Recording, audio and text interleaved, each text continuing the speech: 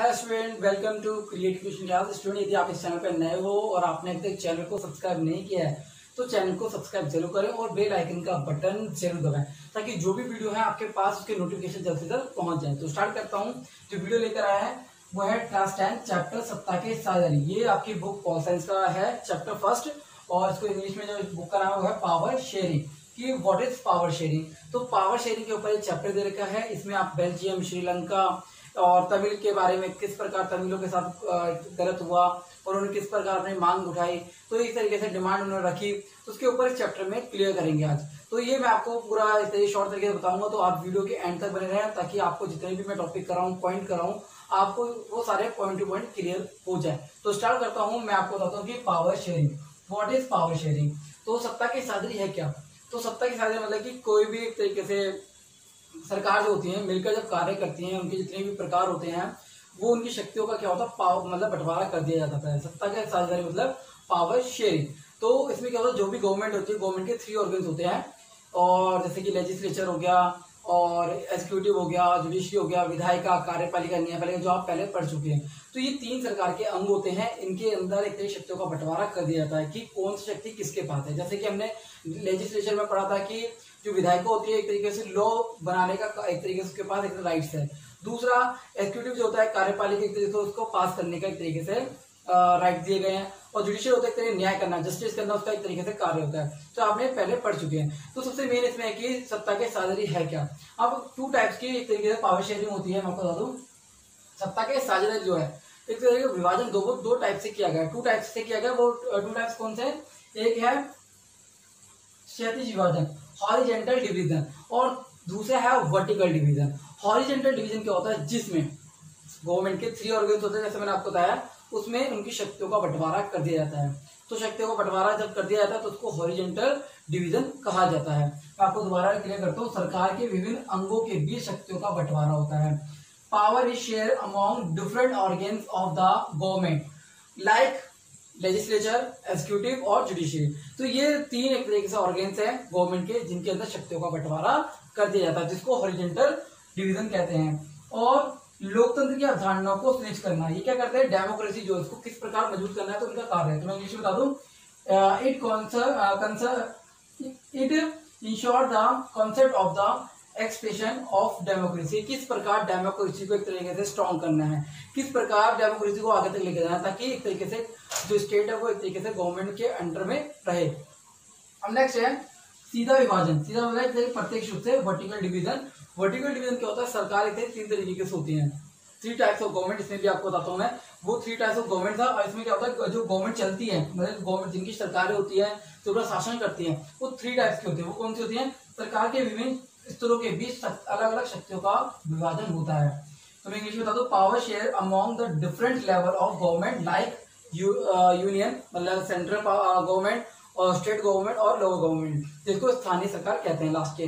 तो सबसे मेन है जो सेंट्रल गवर्नमेंट होती है, सेंट्रल से संबंधित जितने भी वर्क है उसको दिए गए, जैसे कि संचालन करना है देश का, तो नेशन का किस प्रकार एक तरीके से कार्य करना है, नेशन के अंदर किस प्रकार से इंडस्ट्रियलाइजेशन को मजबूत करना है, ये सारे जो वर्क एक तरीके से सेंट्रल पावर को दिए गए। स्टेट पावर जो होती है एक तरीके से, स्टेट जो गवर्नमेंट होती है, सबसे मेन जो इसका कार्य होता है वो स्टेट से संबंधित कार्य है। स्टेट से जो बाहर है वो अपना कार्य नहीं कर सकता, वर्क उनको करने का राइट्स नहीं है। सिर्फ स्टेट जो गवर्नमेंट होती है वो स्टेट से रिलेटेड जितनी प्रॉब्लम होती है, चाहे वाटर से रिलेटेड हो, बिजली इलेक्ट्रिसिटी हो, मतलब कोई भी प्रॉब्लम होती है वो सारे एक तरीके से वो सॉल्व करती है।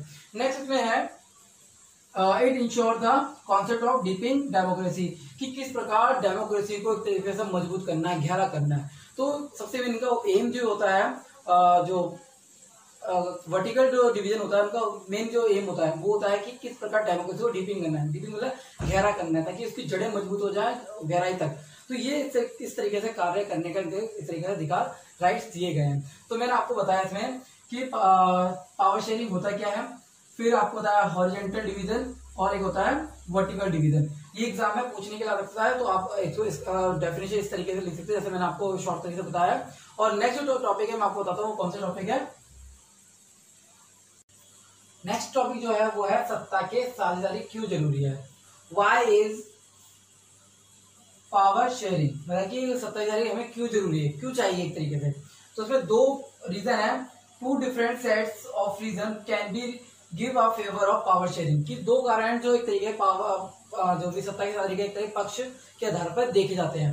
तो वो क्या है, पहले टकराव और तनाव को कम करना है। तो सत्ता के साझेदारी जो है, पावर शेयरिंग जो है वो क्या करता है, टकराव को कम करता है, कॉन्फ्लिक्ट जो होते हैं उनको क्या करता है, कम करता है। तो इंग्लिश में बताता हूँ आपको, to reduce the possibility of conflict between social group, जो भी सोशल ग्रुप में जो भी तनाव है उसको कम करना इसका मुख्य एक कार्य है।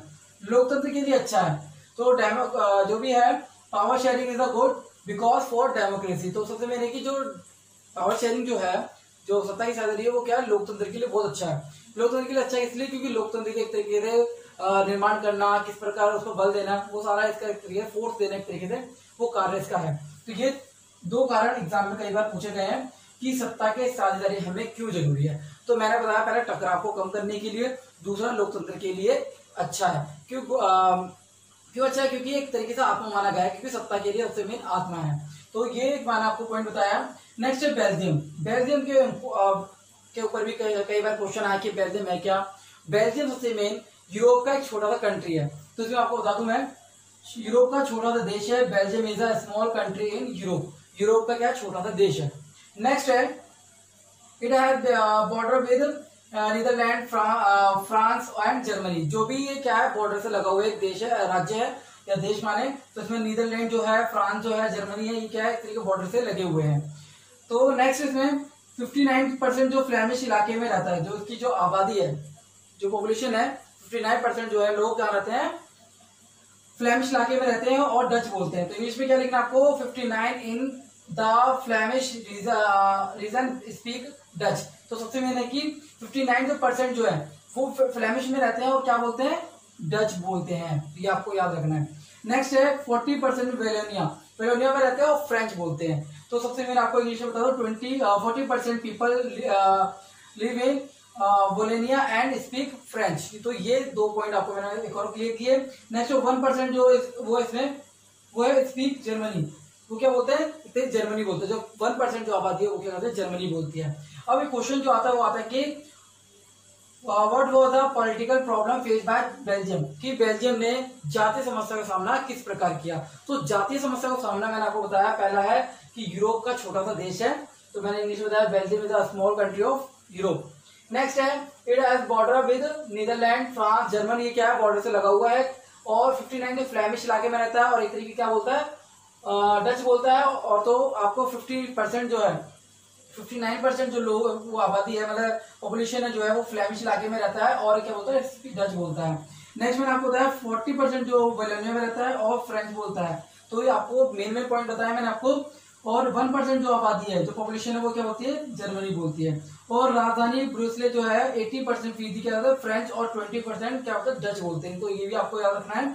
और in the capital city Brussels, तो मैं इंग्लिश में बताता हूँ point, in the capital city of Brussels 80% people speak French and 20% Dutch. तो ये आपको मेन पॉइंट आपको बताया। तो एग्जाम में क्वेश्चन आ सकता है कि कितने परसेंट जो कैपिटल है वहाँ के सिटी जो है ब्रुसेल्स, उसमें कितनी आबादी जो है डच बोलती है और कितनी फ्रेंच बोलती है। तो आपको ये याद होना चाहिए, 1 मार्क्स भी क्वेश्चन आ सकता है।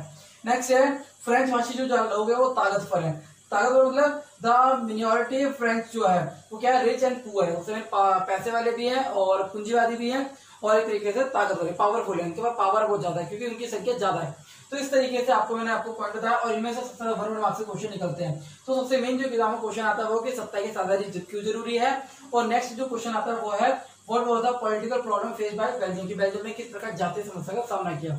अब बताता हूँ आपको नेक्स्ट टॉपिक आपका कौन सा है। श्रीलंका के पहले जो था बेल्जियम, बेल्जियम की जातीय समस्या। तो प्रॉब्लम थी कि बेल्जियम की जो प्रॉब्लम थी वो आपके सामने मैंने आपको बताया कि क्या क्या प्रॉब्लम थी और सत्ता के साझेदारी, पावर शेयरिंग जो था उसके क्यों इंपॉर्टेंट है। तो सबसे मेन आपको मैंने 2 टॉपिक बताए थे। अब मैं आपको बताने जा रहा हूँ कि श्रीलंका की जातीय समस्या की क्या प्रॉब्लम थी श्रीलंका में। तो सबसे मेन इसमें था कि 1948 में श्रीलंका स्वतंत्र राष्ट्र बना। तो श्रीलंका इंडिपेंडेंट कंट्री इन 1948। तो मैं आपको इंग्लिश और हिंदी में से बता रहा था कि दोनों तरीके से आपको एक तरीके से टॉपिक क्लियर हो जाए और एग्जाम में क्वेश्चन आए तो आप एक तरीके से को अटेंड कर सके। तो सबसे मेन की इंडिपेंडेंट कंट्री कब बना, श्रीलंका 1948 में। नेक्स्ट, सिंहला समुदाय नेताओं ने अपने बहुमत के आधार पर सरकार का प्रभुत्व करने की मांग की। सरकार के प्रभुत्व मतलब कि किस गवर्नमेंट, कौन सी गवर्नमेंट आनी चाहिए। तो मेजोरिटी के आधार पर the leader of the Sinhala community majority के आधार पर क्या करा, एक तरीके से dominance over the government by majority. तो मेजोरिटी के आधार पर क्या है, गवर्नमेंट को एक तो बनाने की घोषणा की कि हमारे पास मेजोरिटी है और उसके आधार पर हम सरकार बना सकते हैं। तो सिंगली समुदाय जो था उनकी एक तरीके से बहुसंख्या थी, बहुसंख्या मतलब तो बहुत सारी एक तरीके से उनकी सिंगला समुदाय के लोग थे और उनका एक बड़ा जट्टा था। इसके आधार पर उन्होंने अपनी सरकार बनाने की घोषणा की और ये तमिलों के साथ एक तरह का व्यवहार उनका गलत था क्योंकि तमिलों की संख्या कम थी। और इसमें सबसे मेन इंपॉर्टेंट ये था कि इसमें सबसे तमिलों के लिए लिट्टे ने एक तरीके से आवाज उठाई और उन्होंने लिट्टे ने अलग से उनको एक मान दिलाने की मांग की कि उनको अलग से एक अधिकार एक तरीके से मिलना चाहिए। नेक्स्ट इसमें 1956 में सिंहला को एकमात्र भाषा के रूप में मान्यता देने के लिए एक अधिनियम पारित किया गया। तो एक तरीके से ऑफिशियल लैंग्वेज देने के लिए क्या करा, 1956 में एक एक्ट पास किया गया जिसमें एक तरीके से सिंहला को ऑफिशियल लैंग्वेज बना दिया गया, ओनली ऑफिशियल लैंग्वेज। तो ये आपको इंपॉर्टेंट मैंने पॉइंट बताया। नेक्स्ट है एक नए संविधान में बौद्ध और की रक्षा को बढ़ावा दिया गया। तो new constitution should put that the state small protect and foster protect करने के लिए और फोस्टर करने के लिए सबसे क्या बुद्धिज्म को या बुद्धिस्ट को सबसे बढ़ावा दिया गया कि बौद्ध धर्म को बढ़ावा दिया जाना चाहिए, उनकी रक्षा की जानी चाहिए। तो ये सबसे मेन इसमें पॉइंट था। नेक्स्ट ये दो समुदाय थे इन साइलेंस और था टू कम्युनिटी कौन सी, सिंगला है तमिल। ये दो एक तरह कम्युनिटी जिनके बीच तनाव पैदा होते रहते थे। तो इसमें सबसे मेन तमिल मूल के लोग थे जिन्हें श्रीलंका तमिल या भारतीय तमिल कहा जाता था। तो श्रीलंका तमिल द इंडिया तमिल, जो भी श्रीलंका तमिल थे वो क्या थे, इंडिया तमिल थे। नेक्स्ट इसमें सबसे लास्ट जो पॉइंट हुआ, ज्यादातर सिंगला बौद्ध और तमिल जो हिंदू थे। तो इसमें मोस्ट ऑफ द सिंगला जो Buddhist and Tamil are the Hindu and Muslim. ये एक तरीके से दो समुदाय थे जिनके आपस में बीच में तनाव चलते रहे। नेक्स्ट लास्ट में श्रीलंका को इसलिए समस्या थी कि कौन एक अगला एक तरीके से इस पद को संभालेगा, मतलब कौन सत्ता में आएगा। तो who is going to hold power, क्या मतलब कि कौन सत्ता में आएगा और कौन सरकार को चलाएगा। तो इसके आधार पर ये श्रीलंका का टॉपिक था जो मैंने आपको बताया। मैं दोबारा बताता हूँ। उसमें पहला 1948 में श्रीलंका स्वतंत्र राष्ट्र बना और सिंगला समुदाय ने नेताओं ने अपने बहुमत के आधार पर सरकार बनाने की घोषणा की। नेक्स्ट इसमें 1956 में सिंगला को एकमात्र भाषा के रूप में मान्यता देने के लिए एक्ट पारित किया गया। उसके बाद एक नए संविधान में बौद्ध और जैन धर्म मतलब बौद्ध और की रक्षा के लिए और बढ़ावा देने के लिए मांग की गई। नेक्स्ट में है ये दो समुदाय थे, पहला सिंगली और एक तरीके से तमिल। दोनों के बीच तनाव चलते रहते थे क्योंकि सिंगली की संख्या जो ज्यादा थी, तमिलों की संख्या कम थी। तो इसके लिए सबसे में तमिलों के लिए उन्होंने लिट्टे ने आवाज उठाई। नेक्स्ट है तमिल मूल भाषी के लोग थे और जिन्हें श्रीलंका तमिल या भारतीय तमिल कहा जाता था। ज्यादातर सिंगली समुदाय जो थे वो बौद्ध थे और तमिल जो थे वो हिंदू और मुस्लिम थे। तो इसलिए श्रीलंका को एक तरीके से समस्या थी कि कौन सत्ता में आएगा और कौन एक तरीके से सरकार के तरीके चलाएगा। तो ये एक टॉपिक था जो एग्जाम में इसके विषय क्वेश्चन आता है। तो उम्मीद करता हूँ कि वीडियो अच्छी लगी तो इसको लाइक और शेयर जरूर करें। धन्यवाद।